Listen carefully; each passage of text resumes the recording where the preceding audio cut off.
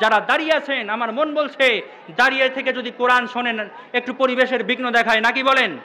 যারা ময়দানের মধ্যে বসে গিয়েছেন আমি আপনাদের উদ্দেশ্যে বলছি, আল্লাহ রাব্বুল আলামিনের হাবিব বলেছেন হাদিস শরীফের মধ্যে, যদি কোনো ব্যক্তি বসে কোরআন এবং হাদিসের আলোচনা শোনে কাল কিয়ামতের ময়দানে তার জন্য ওই জায়গাটা জান্নাতে যাওয়ার জন্য সুপারিশ করবে।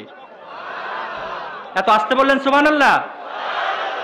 যদি কোনো ব্যক্তি ময়দানে বসে কোরআন এবং হাদিসের আলোচনা শোনে ওই ব্যক্তিটি যেখানে বসেছিল ওই জায়গা জান্নাতে যাওয়ার জন্য সুপারিশ করবে। জোরে বলতে হবে সুবহানাল্লাহ।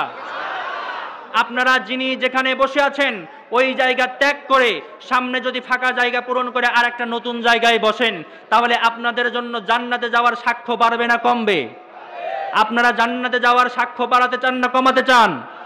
তাহলে যার সামনে যতটুকু জায়গা আছে পিছনে অনেক মানুষ দাঁড়িয়ে আছে, জায়গা হচ্ছে না, সামনের দিকে একটু আগায় বসুন, পিছনের ভাইদেরকে বসতে দিন আর জিকির করুন লা ইলাহা, জোরে জোরে লা ইলাহা লা ইলাহা ইল্লাল্লাহু মুহাম্মাদুর রাসূলুল্লাহ।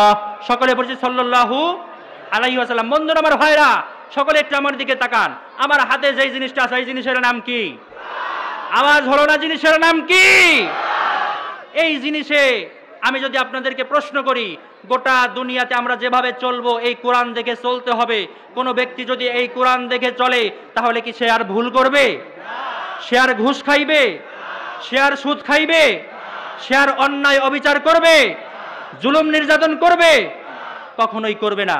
সুতরাং আমাদের জীবনে এর বিধান অনুযায়ী এই কোরআনের আইন অনুযায়ী চলার দরকার আছে না নাই?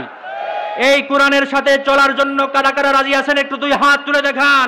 লিল্লাহে তাকবীর, নারায়ে তাকবীর। আল কোরআনের আলো, আল হাদিসের আলো, নারায়ে তাকবীর।